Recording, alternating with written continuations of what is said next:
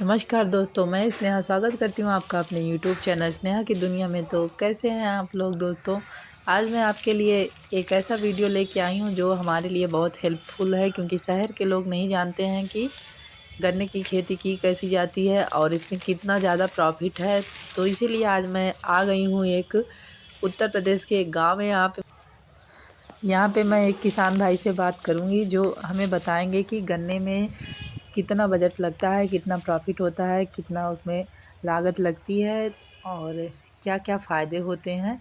चलिए, तो देर क्यों करें और आप लोग वीडियो पूरा देखिएगा, क्योंकि ये वीडियो बहुत ही ज़्यादा सबको हेल्प करेगी। इससे सारे लोग जानेंगे कि गन्ने से ही गुड़ बनता है, गन्ने से ही चीनी बनती है। तो गन्ना कितना इम्पोर्टेंट है हमारे शरीर के लिए।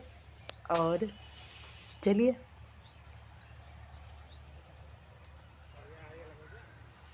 आपको यहाँ पे सारे किसान भाई के खेतों में गन्ने ही दिखेंगे चारों तरफ, ना क्योंकि नहीं गन्ना एक गन्ना बार तो की बहुत ही खेती है।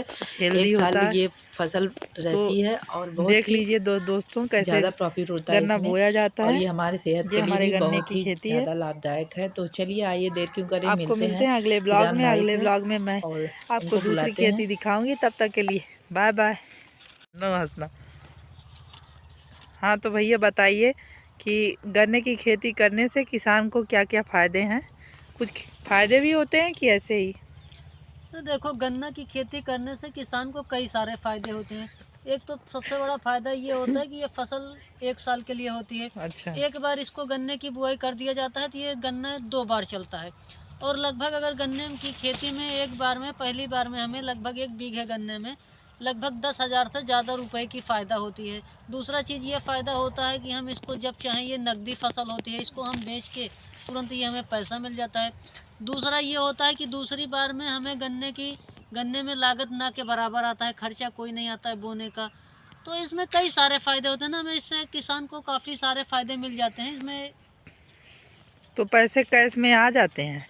हाँ बिल्कुल, कैश में आ जाते हैं। अगर ये गन्ना मिल पे जाती है तो पैसे अकाउंट में खाते में आते हैं। अच्छा। और अगर कर्रा पे हम देते हैं तो फिर वहाँ पर हम नगद भी ले सकते हैं, अकाउंट में भी ले सकते हैं। 1 बीघे में कितने की लागत आ जाती है और कितना प्रॉफिट हो जाता है। 1 बीघा में लगभग फर्स्ट ईयर में लगभग लागत जो आती है 10 से 12 हज़ार की, और जो उसमें होता है लगभग 25,000 के आसपास की गन्ना होती है। और अच्छा। दूसरे साल में वही लागत आती है 5,000 की, और 20 से 25,000 की गन्ना दूसरे साल भी हो जाती है। तो ओवरऑल लगभग लगभग हमें एक साल में 15,000 रुपये की बचत आ जाती है 1 बीघा में।